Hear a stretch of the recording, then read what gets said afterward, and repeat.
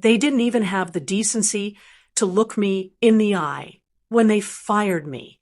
6 years of loyalty, 80-hour weeks, holidays skipped, relationships sacrificed, and more coffee than I'd care to admit, all gone in a 10-minute meeting that felt more like a formality than a conversation. I wasn't surprised. I was prepared for it, but that didn't make it sting any less.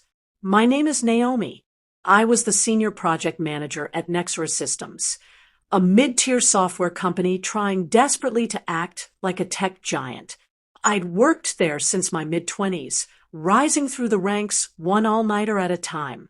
I was never the loudest voice in the room, but when something needed to get done, they came to me. Until one day, they didn't. That morning started like any other. I was halfway through my third coffee, reviewing a proposal for a logistics client who was threatening to drop us. I was building the strategy to keep them, something I'd done more than once before, when Greg, our founder and CEO, asked me to step into his office. He didn't greet me, didn't offer a seat, just closed the door behind me and took a deep breath like it was a performance. "Naomi," he said, "this isn't easy." That was the first red flag. We're going in a different direction. Realignment. Fresh leadership in project operations. The second red flag, he wouldn't use the word fired. Just kept talking around it like it was some mutual breakup. And then came the third. The door opened, and in walked Chad.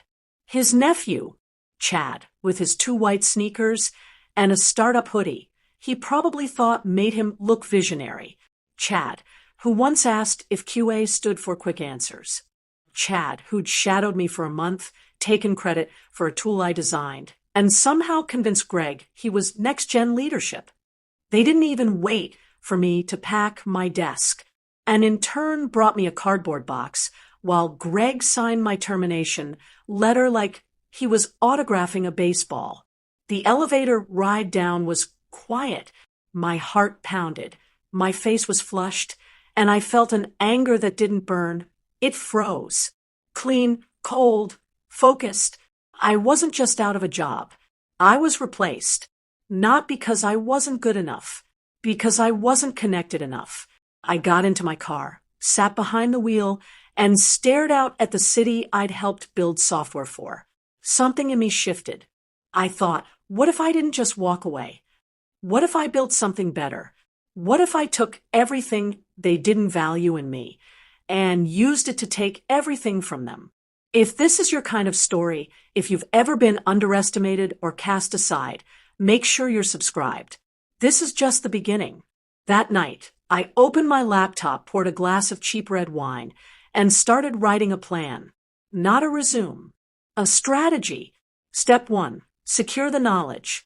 I had institutional insight, roadmaps, client pain points, and a full understanding of the gaps Nexera refused to fill. I wasn't stealing. I was reclaiming what I had built. Step 2. Find the people. I knew who was fed up. Angela from UX, Malik from DevOps, Raj from Product Analytics. All brilliant, all burned in the same way I had been overworked, undervalued, and discarded when it suited leadership. I reached out cautiously. No promises. No startup buzzwords. Just this. I'm building something real. No politics. No nepotism. Just us. 3 weeks later, we were meeting in my living room, pizza boxes everywhere, working off fold-out tables and borrowed monitors. No funding. No budget. Just resolve. We called it Virion, a name I found while doom-scrolling at 2 a.m. It's a small bird that looks unremarkable, but defends its territory like a hawk. I liked that. We weren't trying to be flashy. We were trying to survive. We started with a single pain point I knew Nexera ignored, client-side workflow automation. Every client wanted it. No one wanted to pay enterprise pricing. Nexera's solution? Upsell them a bloated module no one asked for. Our solution? A lightweight, customizable system that integrated in under a week. We didn't market. We whispered to the right inboxes. I sent cold emails with subject lines like "still waiting on Nexera" and let our results speak. Our first client was Alturex, a mid-size freight company. I knew their COO from a conference. I asked for one call. 30 minutes turned into 2 hours. A demo. A week later, we had our first contract. Suddenly, we weren't an idea anymore. We were real. More followed. Quietly. Carefully. Nexera didn't even notice at first. But they would. Greg posted a team photo a month later on LinkedIn. Him, Chad, and 2 interns grinning in front of a whiteboard that said Q3, Breakthrough. I stared at it and laughed. The caption said, "Sometimes the best ideas come from fresh minds unburdened by legacy thinking." I screenshotted it and sent it to our group chat. Malik responded, "Translation: we fired everyone who knew what they were doing." We were just getting started. Our second client came from a referral. Our third, a client Nexera lost. Every time, it was the same story. They wanted service, not spin. Meanwhile, Nexera was making noise, releasing videos, hosting webinars, pretending they weren't bleeding from the inside. Chad was on a podcast bragging about cutting the dead weight to make space for innovation. One of our former interns tagged me in a tweet that said, "He means Naomi, right?" The momentum didn't come in a single wave. It came in ripples. A client email saying, "You listen," a developer telling me, "This is the first time I felt trusted." A beta test that led to a testimonial that led to 5 leads. We weren't just winning clients. We were building a reputation. I didn't want revenge in the Hollywood sense. No fiery explosion. No dramatic takedown. I wanted Greg and Chad to sit in their boardroom, staring at empty dashboards, wondering how they lost the soul of the company without even noticing. And they would, because we weren't stealing their playbook. We were writing our own. It's funny how fast things change once people realize you're not just starting something, you're building something serious. When we signed our third client, we were still running on folding chairs and eating microwave noodles. But with that third client came momentum, real money, enough to pay everyone part-time and reinvest in building a proper beta. It was happening quietly, efficiently, and most importantly, without asking anyone's permission. Meanwhile, Nexera had no clue. Greg was busy playing damage control after Alturex's sudden departure. I knew how their internal processes worked. I built them, after all, so I knew they'd be scrambling. I could picture the emergency meetings, the passive-aggressive emails, the missed deadlines. Chad, no doubt, was either blaming someone else or making an inspirational LinkedIn video about growth through adversity. I didn't need to watch them fail. I just needed to keep succeeding. And we were, faster than expected. By the 6th week, I had to turn down 3 clients because we didn't have the bandwidth. That's when I made the first big decision. I brought Angela and Malik on full-time. It was a leap. I dipped into my savings, the money I'd set aside for a house, for stability. I did it without hesitation, because this was the house now. We weren't just offering software. We were offering freedom from bloated contracts, slow support, and companies that treated clients like they were lucky to be there. Virion was lean, responsive, and shockingly fast. Clients noticed. And slowly Nexera did too. I heard whispers through back channels, former coworkers, vendors, even a couple of ex-clients still stuck in their contracts. Things were unraveling, not all at once, but piece by piece. Chad had pushed through a flashy new platform upgrade that broke half the functionality in testing. Instead of fixing it, he doubled down on vision and blamed the engineers. 2 of them quit. One of them, Ellie, texted me on a Tuesday. "If you ever need QA help, I'm done here. Just say the word." I did. She joined that Friday. We weren't just a team anymore. We were a movement. Every new person brought with them stories, broken dreams, bruised pride. And every one of them was ready to build something that made the pain worth it. By month 3, we'd launched our first major product, an internal workflow tool designed for mid-sized teams. No complicated menus, no fluff, just clean, functional UX and real-time reporting that didn't crash if you opened more than 3 tabs. It worked. So well, in fact, that we got a call from a regional healthcare provider asking if we could tailor it for their needs. We spent 3 weeks customizing a version.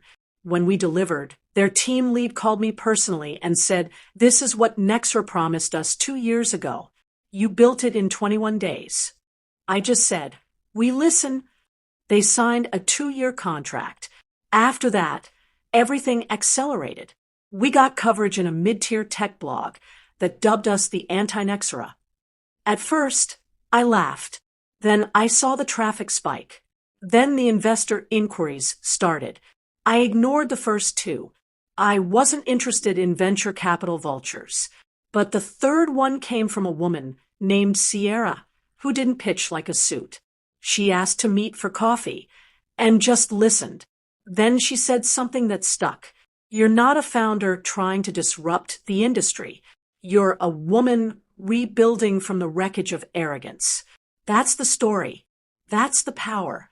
I didn't say yes, but I didn't say no. She respected that. A week later, we got our first acquisition offer, not for us, but for them. One of Nexra's minor clients had received a pitch from Chad for a renewed contract, triple the price, half the features, and 0 support. They called me and asked if we could take over. I said yes, not because I wanted to poach, but because I wanted to solve. We did. They sent us a thank you email with a PS. "Hope Chad chokes on his own pitch deck." The numbers weren't the part that made me proud. It was watching the people around me come alive. Angela leading her first design sprint with confidence.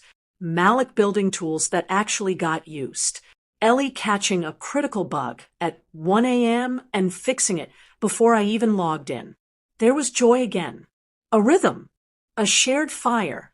Every time I thought about what Greg and Chad had done, I didn't feel anger anymore. I felt clarity. They had cut me out because I was in their way. But it turned out they were in mine. Without them, I wasn't boxed in anymore. I wasn't stuck in meetings to defend my role or justify my ideas to people who didn't understand them. I was leading, and people were following.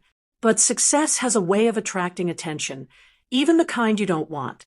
About 4 months in, I got an unexpected email. Subject line: "Still time to talk. Greg." I clicked it out of curiosity. It was short.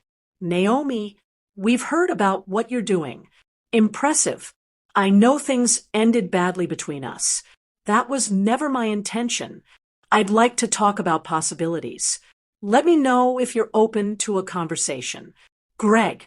I stared at it for a long time.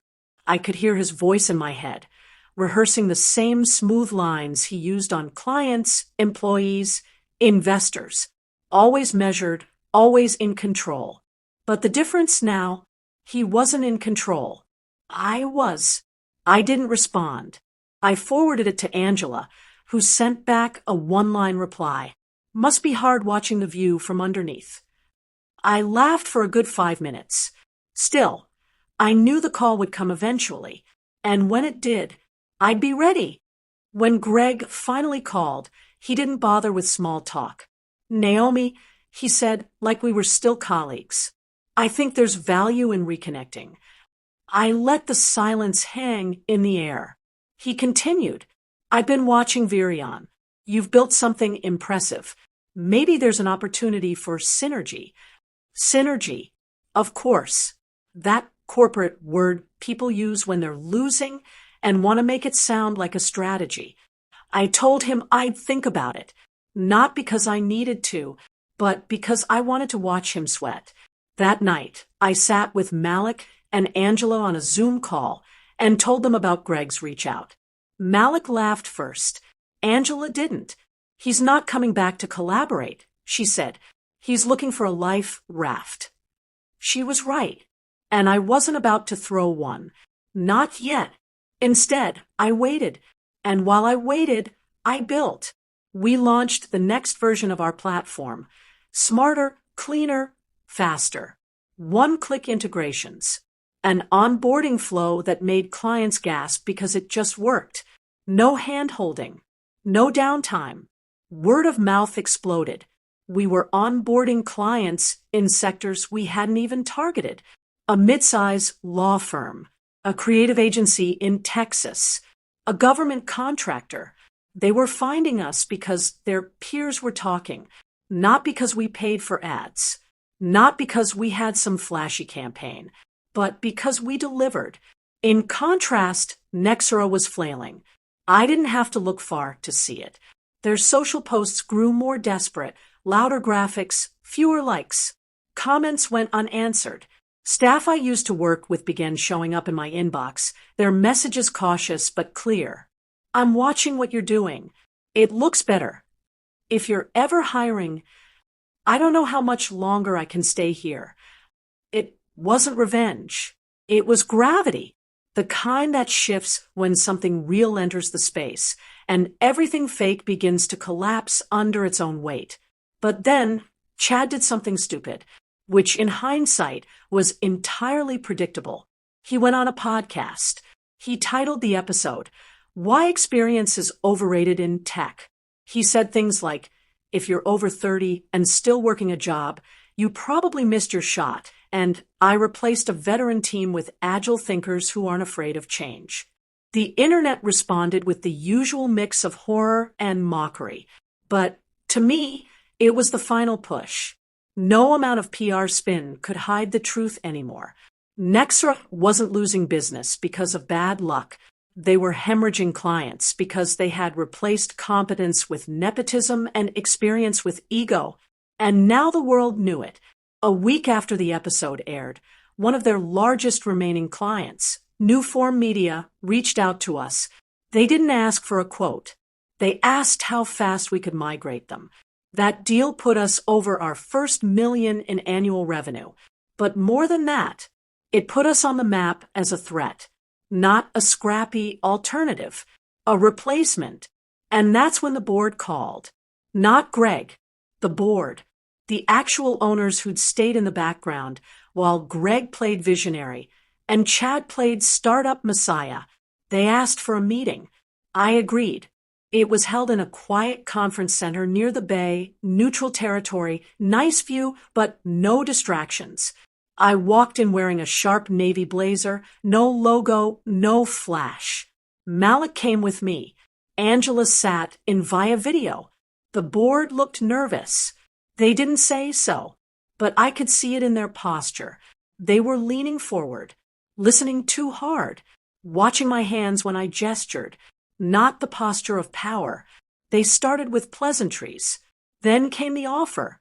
They wanted to discuss potential strategic realignment between Nexera and Virion. I let them talk. When they finished, I asked one question. Is Greg still involved? They glanced at one another. One of them said, "Not for long." I nodded. I wasn't interested in rescuing Nexera. I was interested in absorbing it.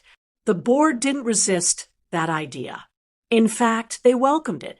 Quietly, carefully. "We've lost trust," one of them admitted. "The brand is tired. But your team? You're the future." They didn't say it out loud, but I knew what they meant. They wanted me to take over. Kill the name. Keep the clients. Keep the systems. Merge the remnants into what we'd built.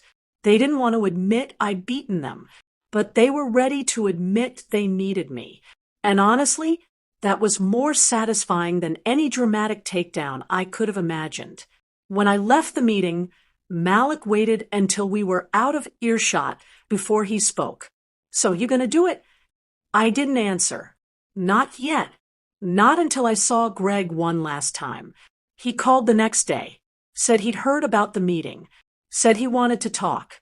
So we met. A quiet coffee shop mid-afternoon. No one else around. Just us and the weight of everything between us. He looked older, tired. like someone who had spent months pretending to be in control while slowly realizing he wasn't. "You're really going to do this?" he asked. I sipped my coffee before answering. "I already did." He nodded slowly. "I was wrong about Chad." He said, "You were wrong about me." I replied. He didn't argue. He asked if I'd keep the name. I said no. He asked if there'd be space for him. I said definitely not. He smiled, thin and sad. "I built something." He said, "You know that, right?" I nodded. "You did. And then you let it rot." He didn't have anything left to say after that. When I walked out, I didn't feel triumphant. I felt clean, done, free. Virion wasn't born out of vengeance. It was born from being underestimated. It was built by people who were told they weren't enough. And now we were taking over. The paperwork took 6 weeks. 6 weeks of back and forth meetings, legal clauses, NDAs, asset audits, and one incredibly satisfying clause that formally removed Greg from all future board decisions. His golden parachute was reduced to a respectful exit package, but nothing more. They tried to give Chad a soft landing. 2, I didn't let them. If I was going to take the company, I wasn't going to inherit the poison that killed it in the first place. He got bought out. Silently. No farewell post. No press release. Just disappeared. That silence, that was the first shift. Clients noticed. Partners noticed. Even employees still hanging on at Nexra noticed. Suddenly, their group chats weren't filled with speculation and stress. They were filled with hope. Because the rumors were true. The woman they fired was coming back. But not as an employee, as the owner. I walked into Nexra's building one last time, not through the front door, but through the executive elevator with a security badge they rushed to reactivate for me. The new receptionist smiled, nervous. She'd probably heard stories. I smiled back. I didn't need to prove anything. My presence was proof. I toured the office in silence. The glass walls, the matte desks, the buzz of tense productivity. I knew every floor plan, every shortcut, every flaw, but now I saw it through a new lens, one of purpose. It didn't belong to Greg anymore. It was mine, and I wasn't keeping it. 3 months after the acquisition, we shut down the Nexra office for good. Virion had already outgrown our temporary space, and I wasn't about to anchor us to the bones of a brand that represented everything we weren't. We relocated into a repurposed warehouse, airy, industrial, collaborative. No corner offices, no frosted glass, just shared tables, breakout rooms, and one big wall that said, "We build what others abandoned." It was Malik's idea. He said it felt like a truth we all carried, that the best teams aren't born out of luck or money, but out of hunger. And we were starving. For more. For better. The first 6 months post-acquisition were chaos. Half of Nexra's systems had to be rebuilt from the ground up. We sunset 2 products, kept 3, and overhauled every internal workflow. Angela led a full brand audit. She scrubbed every visual trace of Nexra from the materials, fonts, colors, logos. By the end of her process, you couldn't even Google the old site without getting redirected to virion.io. People kept asking if we were nervous, if taking on the company that fired us was a risk. I'd smile and say, they didn't fire us. They freed us. And we weren't done. Because what happened next? That was the real twist. Clients who'd never given us the time of day before suddenly wanted meetings. Not because they liked us, but because they respected the story. Everyone loves an underdog until the underdog wins. Then they want to be part of it. We doubled our client list in 4 months. Tripled it in 7. We weren't poaching anymore. We were attracting. Big difference. And while we did that, something else happened. People started leaving their companies to join us. Some came from startups that had promised the world and delivered burnout. Others came from tech giants where they were just a number. But the most surprising ones? They came from companies like Nexera, mid-level managers, frustrated engineers, disillusioned strategists, all of them drawn to the idea that there was a company out there built by the very people who'd been ignored for too long. And I made a point of never forgetting that. Every all-hands meeting started with one core question. What did they miss that we're seeing now? That wasn't about bitterness. It was about clarity. The things that companies often treat like noise, the quiet voices, the second opinions, the pushback, that's where the future is hiding. I wasn't interested in being the next Greg or the next girl boss success story they write about with condescension. I was interested in building a company that made room for smart people, for second chances, for the ones who don't look like leaders until they're given a place to lead. We started a mentorship program, not the fluffy, awkward kind, but real shadowing, real career movement. We opened quarterly feedback sessions that actually led to change. And we made it clear, no idea gets ignored twice. But of course, not everyone loved it. A few investors who came sniffing around started pushing for traditional growth metrics. They wanted scale, fast. They wanted flashy announcements, aggressive acquisition strategies, pre-seed series playbooks. I told them no. We didn't build Virion to impress venture capitalists. We built it to prove something. That people like us could not only compete, we could win. And as we kept growing, something else started happening. I began hearing from people I'd never met, who'd never worked at Nexera or Virion, but who saw themselves in the story. They were teachers, retail workers, laid-off sales reps, caregivers. They messaged me on LinkedIn, sent emails. One woman wrote a letter by hand. I don't work in tech, but I know what it feels like to be replaced by someone who didn't earn it. Watching you take it back, it gives me hope. That letter lives on my desk. I look at it when the days get hard, because they still do. This isn't a fairy tale. There are late nights. There are mistakes. There are deals we lose and people we disappoint and moments I wonder if I'm in over my head. But I don't doubt my place anymore. That was taken from me once. Never again. I get to decide how this story ends. And it's not with me begging for validation in a corner office while someone else cashes in. It ends with me at the head of the table. And everyone who was told they weren't enough, they're sitting beside me. It was almost a full year to the day from when I was fired that I found myself standing on a stage at a mid-sized tech conference.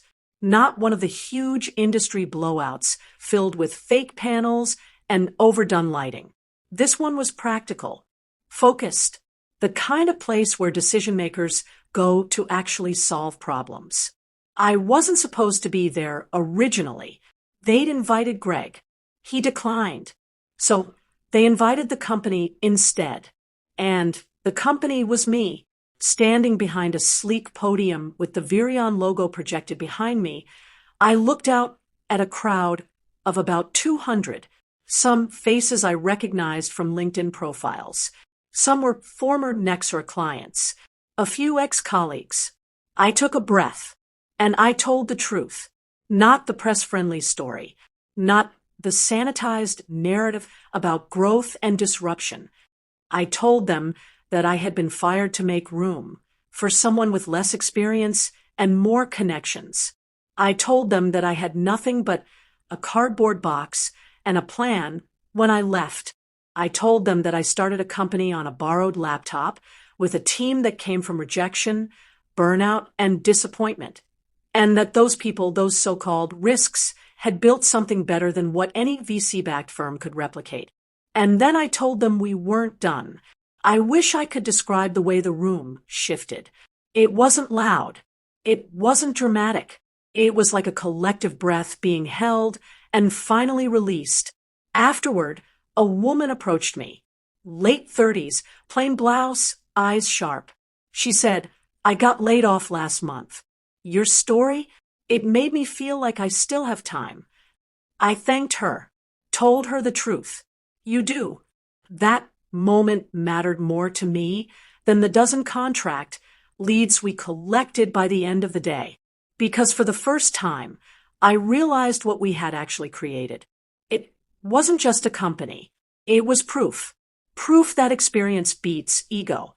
Proof that loyalty, when nurtured, creates innovation. Proof that the people who are pushed out of the room will build a better room if you give them the floor. After that conference, the press came calling again. They danced around us before, small blurbs, mentions in competitor coverage. But now they wanted a full story. One reporter, a woman named Tess, asked me during a sit-down, "Do you consider this revenge?" I looked at her for a long moment before I answered. "No," I said, "this is reclamation." She tilted her head. I continued, "Revenge is about making someone else feel what you felt. What I did, what we're doing. It's about creating something no one can take away from us again." The article went viral. Suddenly, our inbox was filled with partnership inquiries, keynote offers, interview requests. People wanted to know how we did it, how we went from laid-off nobodies to industry leaders in under 12 months. I'll tell you how. We stayed small enough to listen. We stayed focused enough to execute. And we stayed angry, not at the people who doubted us, but at the system that made those people think they were right. Anger, when wielded carefully, is a hell of a fuel. I never once wrote Greg's name into our company mission. I never used Nexra's logo in a pitch deck. I never built anything to spite them. But still, quietly, one by one, their old clients became ours. We didn't sell them hype. We sold them hope. Hope that a new kind of company could exist. Hope that competence still had value. Hope that the people who do the work might finally be allowed to lead it. By the end of that quarter, Virion had absorbed nearly 70% of Nexra's original customer base. But more telling, we had a higher employee retention rate than any company in our sector. Not because we paid the most, not because we had nap pods or Friday margaritas, but because we treated people like they mattered. Radical, I know. We put contracts second and conversations first. We created feedback loops that went two ways. We made career development real, not just a bullet point in a job listing. People noticed. One day, I got a message from someone I didn't expect. "Greg." It was short. "You proved me wrong." I don't say that often. I hope you keep proving others wrong too. I didn't reply. Not because I was angry, but because it wasn't about him anymore. I had already closed that chapter. This was something else now. This was legacy. When I walked into the office the next morning, there was a new face in the kitchen. A young woman with purple hair sketching UI ideas on a tablet. First week on the job. Mid-career shift. First tech role. I introduced myself. She smiled a little nervous and said, "I can't believe I work here." I smiled back. Neither could I once. We stood in silence for a moment, both knowing exactly what we meant without saying it out loud. And in that moment, I realized something. This wasn't the middle of the story. This was the start of something else.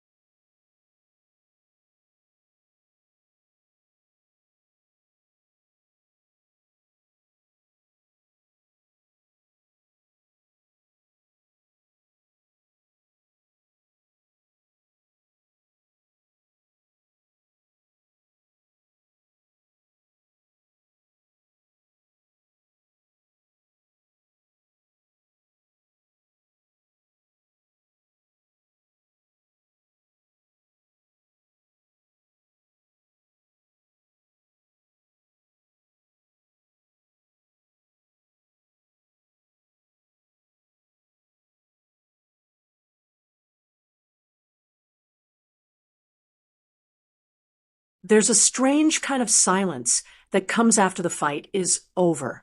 Not peace exactly, but the absence of friction, the space where you finally look around and realize there's no one left to convince, no one chasing you down, doubting your worth, questioning if you belong at the table. Because now you own the table. That was what Virion had become. Stable, respected, profitable. We were no longer a scrappy startup or a whispered threat. We were the benchmark, the team others compared themselves to, the name clients used in negotiations when they wanted to pressure their vendors to step up or step aside. We'd set the standard, but that came with a new kind of pressure. Growth at our size wasn't about proving ourselves anymore. It was about protecting the culture we built while scaling it with care. The danger now wasn't failure. It was forgetting who we were. I thought about that constantly. I thought about it the day we moved into our new HQ. Not a campus, not a glass tower, just a beautifully repurposed 2-story building in the Arts District. High ceilings, open layout, a mural on the back wall that read, "This is what happens when the wrong people get fired." Clients loved it. Staff adored it. And still I worried, because I knew firsthand how companies rot.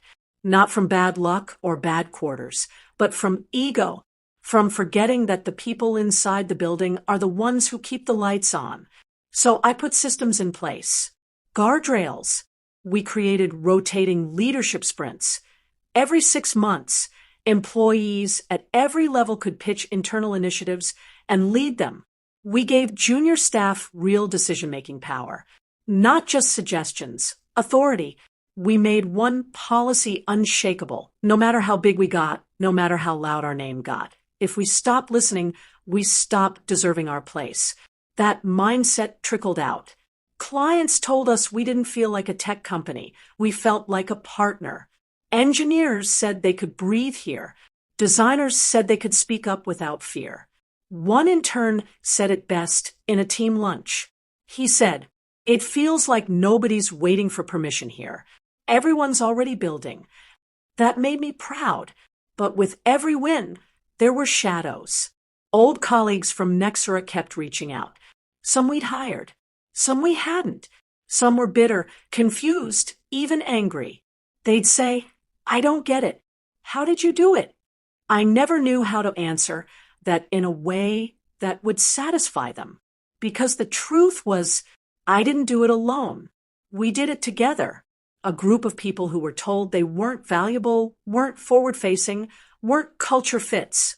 And together, we didn't just build a new company. We built a new idea. One that said, maybe the best companies aren't the ones with the flashiest exits or the fastest valuations. Maybe they're the ones that last because they treat their people like future founders. We started getting interview requests from Harvard Business Review. A team of MBA students requested to study our structure for a thesis. We weren't flashy, but we were being noticed for all the right reasons. And the one interview I did agree to, I ended with this. If you want to know the secret, it's not money. It's not who you know. It's who you build with. We built with the overlooked, the tired, the talented, the underestimated, and we built something that no one sees coming until it's already winning. And we were winning, but I still hadn't stopped thinking about the beginning. That meeting, that box, that moment in Greg's office when he said, "We're going in a new direction." He was right, I guess. We did. We just left him behind. I found the old box once. In my closet, still had a company mug, some notebooks, a flash drive. I almost tossed it, but I didn't. Instead, I brought it to the office and left it on a shelf behind my desk.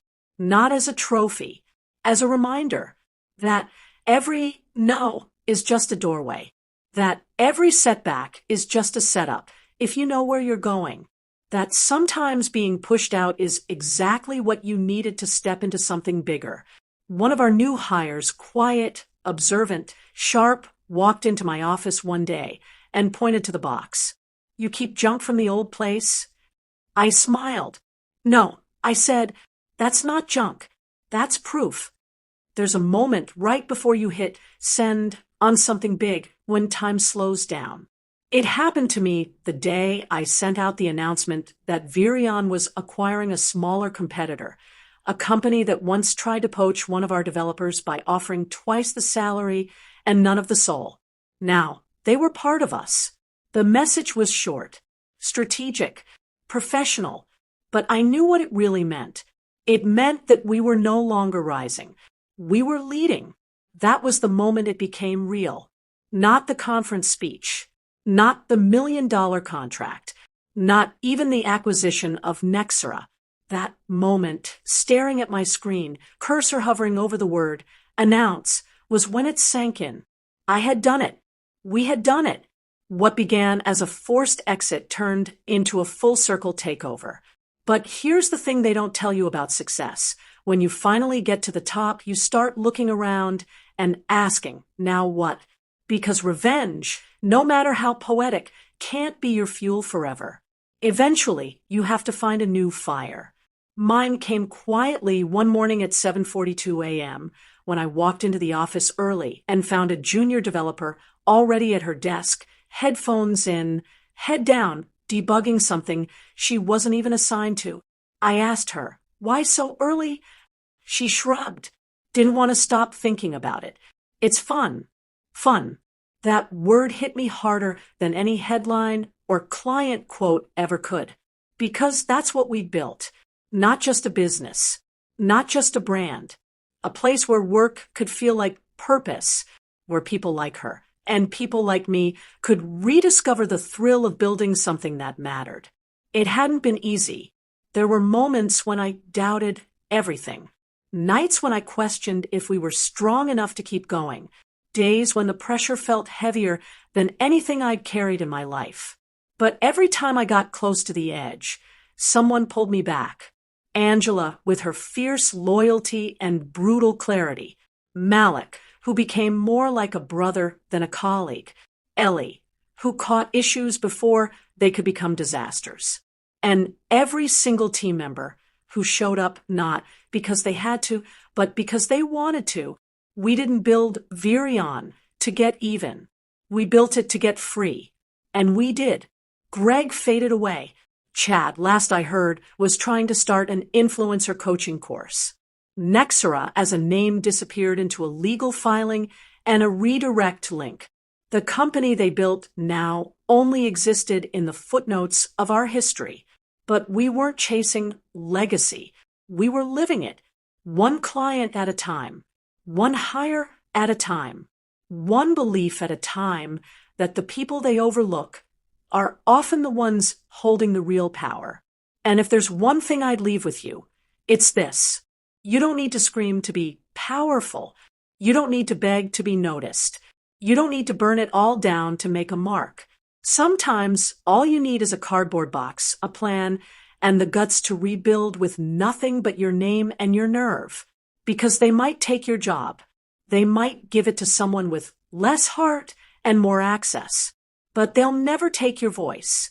And if you hold on to that, even when it shakes, you'll come back stronger, smarter, quieter. And then one day they'll look up and realize everything they had, you now own it. Not because you stole it, because you earned it. And you didn't ask for permission. Studio microphone, narrator's voice softens, warm with pride and gratitude. Thank you for listening to my story. If it meant something to you, if you saw yourself in any part of it, make sure you're subscribed. Not just to this channel, but to yourself, to the belief that your voice matters, and that sometimes the best revenge is rising without asking. Thanks for watching. Don't forget to like, share, and subscribe to this channel for strange but truer stories.